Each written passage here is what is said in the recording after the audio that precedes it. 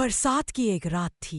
हवाएं चीख रही थीं और छोटे शहर ब्रिजपुर की गलियां कीचड़ में डूबी थीं। 16 साल का आरव अपनी दादी के लिए दवा लेने बाजार जा रहा था। बिजली चमकी और उसी रोशनी में उसने देखा एक पुरानी दुकान थी जिस पर लिखा था पुरानी चीजें पुराने राज।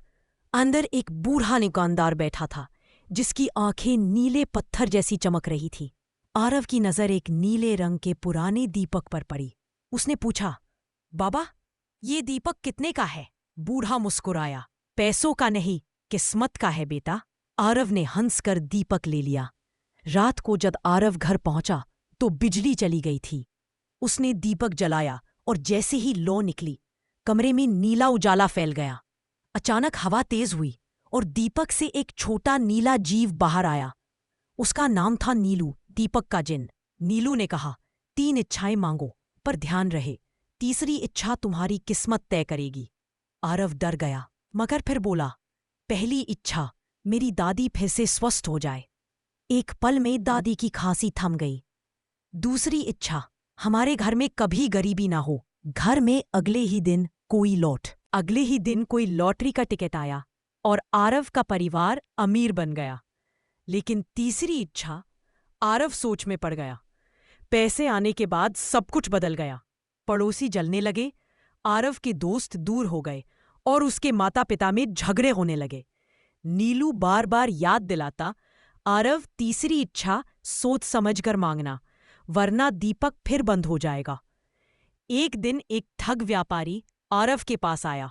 उसने कहा, इस दीपक की ताकत से तू पूरी दुनिया का मालिक बन सकता है।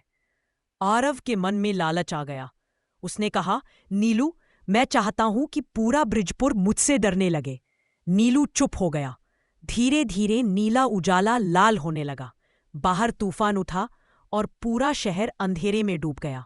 और पश्चाताप, अब आरव का नाम हर जगह था, लेकिन प्यार कहीं नहीं था। अब आरव का नाम हर जगह था, लेकिन प्यार कहीं नहीं था। लोग उसे शापित राजा कहने लगे।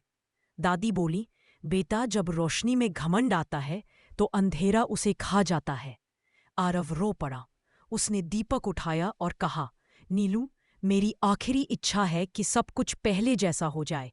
मैं गरीब सही, मगर खुश रहूं। बुरे नहीं, पर काम खुश लगा।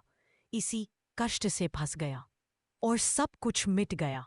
आरव ने खुद को अपने पुराने छोटे घर में पाया। दादी मुस्कुरा रही थी और बाहर फिर से सूरज निकला था।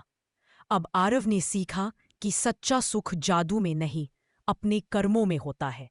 वह रोज स्कूल जाने लगा, दूसरों की मदद करने लगा।